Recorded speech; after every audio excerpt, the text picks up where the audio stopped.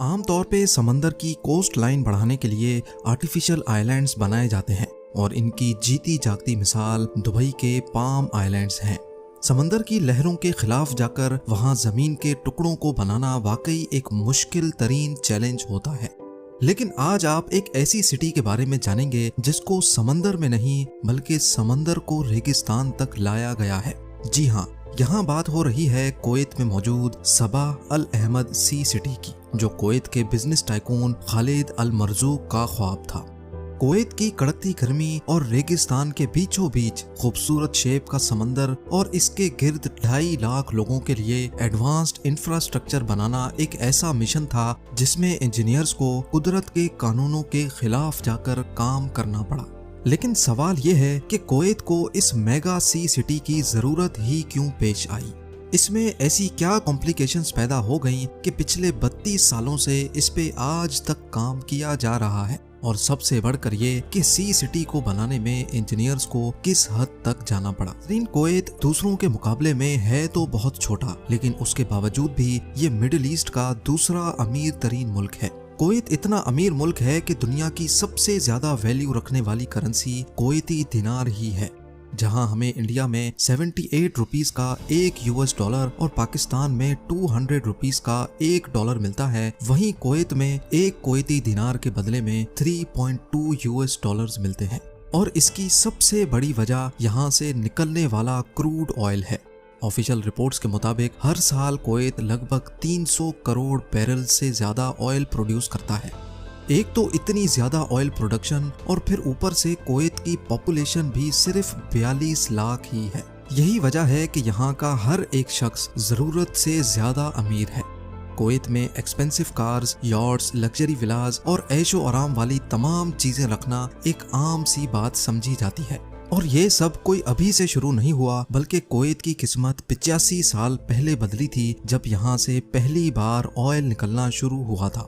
1980s में Kuwait के पास पैसा तो बहुत था, लेकिन अब इनके पास लग्जरी विलास बनाने के लिए जगह कम पड़ गई थी। कुवैत का तकरीबन सारा एरिया ही बंजर रेगिस्तान से भरा हुआ है। यहाँ पर बेसिक फैसिलिटीज ना होने की वजह से रहना काफी मुश्किल होता है। इसी वजह से सबकी कोशिश थी कि समंदर के किनारे अपना विला या फार्म हाउस बनाया जाए ताकि ठंडी हवा के मजे लिए जा सकें।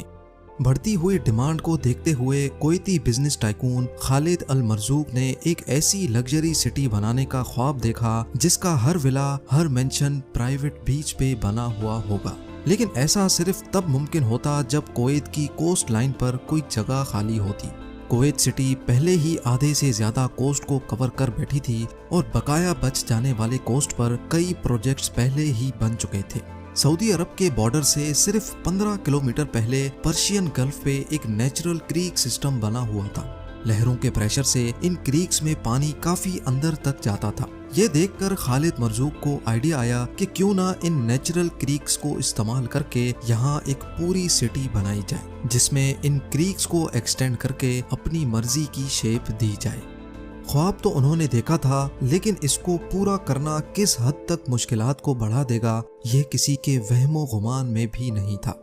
अब नॉर्मली होता यूं है कि नेचुरल कोस्ट लाइन्स हवा और लहरों के प्रेशर से बनती हैं। अगर कोस्ट लाइन को ऑल्टर या चेंज करने की कोशिश की जाए तो ये कुछ ही दिनों में वापस अपनी ओरिजिनल हालत में आ जाती हैं, क्योंकि इनका मुकाबला कुदरत से होता है। अब अगर रेगिस्तान में ऐसा क्रीक सिस्टम बनाना हो जिसकी शेप भी पसंद की हो और ये नेचुरल पावर्स उसकी शक्ल भी ना बिगाड़ें, तो इसके लिए ऐसी प्लानिंग की जरूरत होती है जो कुदरत के कानूनों के खिलाफ जाकर काम करे। और यहाँ भी कुछ ऐसी ही प्लानिंग की जरूरत थी। 1986 में खालिद अल मरजूक के बेटे फवाज अल मरजूक ने एक ब्रिटिश इंजीनियरिंग डिजाइन कंपनी से कॉन्ट्रैक्ट किया, जिन्होंने दिन रात एक करके कंप्यूटर सिमुलेशन की मदद से इस मेगा प्रोजेक्ट का डिजाइन बनाया। नेचुरली यहाँ सिर्फ 2 टाइडल क्रीक्स थीं, लेकिन 2 क्रीक्स मजीद बनाने का फैसला किया गया। कौन सी क्रीक कहां से निकलेगी, उस पर हवा और लहरों का कितना प्रेशर होगा, ये सारी कैलकुलेशंस करके जिन क्रीक्स पर पानी का ज्यादा प्रेशर था उनको स्प्लिट करके एक डिजाइन बनाया गया। लेकिन अभी मामला प्लानिंग फेज में ही था कि एक बहुत बड़ी मुसीबत आ खड़ी हुई। 1990 में इराक ने कुवैत पर हमला कर दिया। इराकी सोल्जर्स सिर्फ 2 दिन के अंदर अंदर पूरे कुवैत पर कब्जा करके बैठ गए। सी सिटी की कंस्ट्रक्शन तो बहुत दूर की बात थी, इस दौरान तो लोगों के चले चलाए बिजनेस भी ठप हो गए और लोकल्स अपने घरों में बंद रहने पर मजबूर हो गए। अमेरिकन एलाइज ने कुवैत की मदद की और इराक के खिलाफ मुकाबला किया। 1 साल तक ये मामला चलता रहा, लेकिन जब इराकी सोल्जर्स कमजोर पड़ गए तो उन्होंने जाते जाते कुवैत की 700 से ज्यादा ऑयल वेल्स पर आग लगा दी। ना सिर्फ इतना, बल्कि इराकी सोल्जर्स ने ऑयल वेल्स के आसपास अंडरग्राउंड माइंस इंस्टॉल कर दी ताकि कोई भी आग को बुझाने की हिम्मत ना कर सके। ये आग इतनी खतरनाक थी कि अगले 10 महीनों तक ये नॉन स्टॉप जलती रही। एक एस्टीमेट के मुताबिक तेल के इन कुओं पर आग लगने से कुवैत को रोजाना 60 लाख बैरल्स का नुकसान हुआ था, यानी टोटल 10 महीनों के 180 करोड़ बैरल्स का नुकसान। पूरी दुनिया में 15 दिनों तक जितना ऑयल आज इस्तेमाल किया जाता है उतना ही ऑयल कुवैत में जला दिया गया था। 10 महीनों के बाद जाकर कुवैत ने इस आग पर $1.5 अरब खर्च करने के बाद काबू पाया। यह हिस्ट्री का एक ऐसा वाकया था जिसने अगले कई सालों तक कुवैत को खोखला करके रख दिया। जब कुवैत इस मसले से निकला तो तब तक बहुत देर हो चुकी थी। एक और गल्फ कंट्री में ऐसे ऐसे प्रोजेक्ट्स जन्म ले चुके थे कि इनके सामने कुवैत सी सिटी का प्रोजेक्ट किसी खाते में ही नहीं था। जी हाँ, हम बात कर रहे हैं दुबई की। यहाँ दुनिया का सबसे महंगा 7 स्टार होटल बन चुका था और आर्टिफिशियल आइलैंड्स के कई प्रोजेक्ट्स की कंस्ट्रक्शन भी स्टार्ट हो चुकी थी। और तो और दुनिया की सबसे ऊंची बिल्डिंग बुर्ज खलीफा की कंस्ट्रक्शन भी स्टार्ट हो चुकी थी। दुबई ज्यादातर इंटरनेशनल अट्रैक्शन पहले ही ले चुका था, लेकिन फिर भी कुवैत ने 2004 में सी सिटी की कंस्ट्रक्शन का काम स्टार्ट कर दिया। सी सिटी का ये प्रोजेक्ट 5 फेजेस में डिवाइड किया गया और फैसला किया गया कि एक एक करके फेजेस कंप्लीट किए जाएंगे। सबसे पहला काम था फेज 1 और 2 पे खुदाई करने का। इसके लिए 40 bulldozers, 90 articulated dumpers, 87 एक्सकवेटर्स, 48 dump trucks और 6 क्रेन्स मंगाई गई। ये कोई आम खुदाई नहीं थी, क्योंकि रेगिस्तान के इस हिस्से में सिल्ट पाई जाती है। सिल्ट एक बहुत सॉफ्ट किस्म की सैंड होती है जिसके ऊपर कोई भी बिल्डिंग खड़ी नहीं हो सकती। बिल्डिंग तो क्या, इस पर चलना भी बहुत मुश्किल होता है। लिहाजा पहले खुदाई करके ऊपर वाली लेयर से रेत अलग की गई और फिर नीचे से सिल्ट को बाहर निकाला गया। उसके बाद वही रेत डालकर जमीन का लेवल बढ़ाया गया ताकि आने वाले सालों में ग्लोबल वार्मिंग की वजह से समंदर का लेवल बढ़े तो इससे साहिल पर बनने वाले विलास पर कोई असर ना हो। इस प्रोजेक्ट में सिल्ट और रेत की खुदाई बहुत मास लेवल पे की गई थी। कई महीनों तक 24 घंटे वर्कर्स की एक आर्मी इस काम पे लगी रही। प्रोजेक्ट डायरेक्टर के एस्टीमेट के मुताबिक सी सिटी के फेज 1, 2 और 3 में से total 74 million cubic metre sand निकाली गई। ये तकरीबन इतनी ज्यादा रेत थी कि इससे अहमदाबाद में वाक़े दुनिया का सबसे बड़ा क्रिकेट स्टेडियम 20 मरतबा भरा जा सकता है। रेत से लेवल तो इंक्रीज हो गया था, लेकिन इसको अब कंप्रेस करने का वक्त आ चुका था, क्योंकि ये रेत फिलहाल बहुत लूज थी और किसी भी बिल्डिंग की फाउंडेशन को बर्दाश्त नहीं कर पाएगी। कंप्रेशन के लिए क्रेन से 15,000 केजी का वेट जमीन पर गिराया जाता। जिस जगह पर ये लोड गिरता वहाँ एक बहुत बड़ा गड्ढा बन जाता था। एक दिन में 1200 मरतबा 15 टन का ये वजन जब जमीन पर गिराया जाता तो कुछ ऐसा मंजर देखने को मिलता था।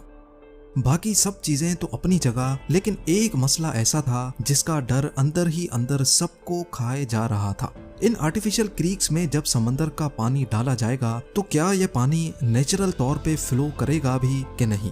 अगर पानी वक्त पे चेंज ना हुआ तो इसमें फंगस पैदा हो जाएगा और बदबूदार पानी इस प्रोजेक्ट को बुरी तरह से फेल भी कर सकता है। इस मसले से निपटने के लिए टाइडल गेट्स इंस्टॉल करने का फैसला किया गया। टाइडल गेट एक ऐसा मैकेनिकल गेट होता है जो सिर्फ एक तरफ से आने वाले पानी के प्रेशर पे खुद ब खुद खुल जाता है। जब समंदर से आने वाली वेव्स बंद या कम हो जाएंगी तो ये गेट अपने आप वापस बंद हो जाएगा। कंप्यूटर सिमुलेशन पे टेस्ट करने के बाद ये नोटिस किया गया कि टाइडल गेट लगने के बाद क्रीक्स का 100% पानी ऑटोमेटिकली चेंज हो जाएगा। टाइडल गेट का मसला तो सिर्फ एक बड़े मसले का सॉल्यूशन था, लेकिन अभी कई और मसलों से निपटना बाकी था। सी सिटी के इस प्रोजेक्ट में टोटल 250 किलोमीटर के नए बीचेस बनने जा रहे थे, यानी जितनी कुवैत की अपनी कोस्ट लाइन है उससे भी ज्यादा लंबी ये कोस्ट लाइन होने वाली थी। इतने ज्यादा नए बीचेस के लिए वो खास सैंड भी चाहिए होगी जो आम तौर पे हमें बीचेस पे मिलती है। अब इतनी ज्यादा सैंड लाई कहां से जाए, ये एक बहुत बड़ा सवाल था। एक्सपर्ट्स ने इसका भी एक सॉल्यूशन निकाल ही लिया। नॉर्मल डेजर्ट सैंड जिसकी कुवैत के पास कोई कमी नहीं थी, उसमें हर साइज के पार्टिकल्स होते हैं। बीच पे जो सैंड मौजूद होती है उसमें सैंड के पार्टिकल्स का साइज ज्यादा बड़ा होता है। लिहाजा अब फैसला किया गया कि नॉर्मल डेजर्ट सैंड में से मोटे साइज के पार्टिकल्स को फिल्टर किया जाएगा। रेत को पानी से धोकर उसमें से मोटे साइज के रेजों को अलग किया गया। सिर्फ एक बार नहीं बल्कि ये प्रोसेस 4 बार किया जाता था। पानी से धोने और फिल्टर करने के इस प्रोसेस में जो रेजे बच जाते थे वही बीच के लिए परफेक्ट थे।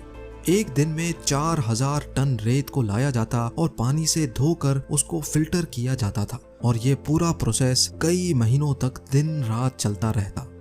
बीचेस की सैंड को लहरों के प्रेशर से बचाने के लिए पत्थरों की वॉल्स भी बनाने का फैसला किया गया। इन वॉल्स पर लगाए जाने वाले पत्थर बॉर्डर के उस पार सऊदी अरब की एक स्टोन क्वारी से लाए जाते थे, क्योंकि कुवैत के पास अपनी एक भी स्टोन क्वारी नहीं थी।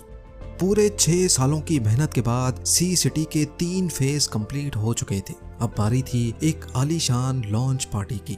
कुवैत के उस वक्त के अमीर सबा अल अहमद ने इस प्रोजेक्ट का भरपूर अंदाज में इफ्तिताह किया, और इसी मौके पर इन्होंने इस प्रोजेक्ट को अपने नाम से भी जोड़ने का फैसला किया। और तब से लेकर ये प्रोजेक्ट सबा अल अहमद सी सिटी के नाम से पहचाना जाता है। ये अपनी तर्ज का एक इंतहाई कॉम्प्लेक्स मेगा प्रोजेक्ट है जिसके अभी तक सिर्फ 4 फेज कंप्लीट हुए हैं और 5th फेज की कंस्ट्रक्शन अभी तक चल रही है। पिछले 32 सालों से कुवैत इस प्रोजेक्ट को पूरा करने के लिए कई मुश्किलात को झेल चुका है, और इसमें पेश आने वाले इंजीनियरिंग चैलेंजेस को सिर्फ एक छोटी सी वीडियो में बयान करना खासा मुश्किल है।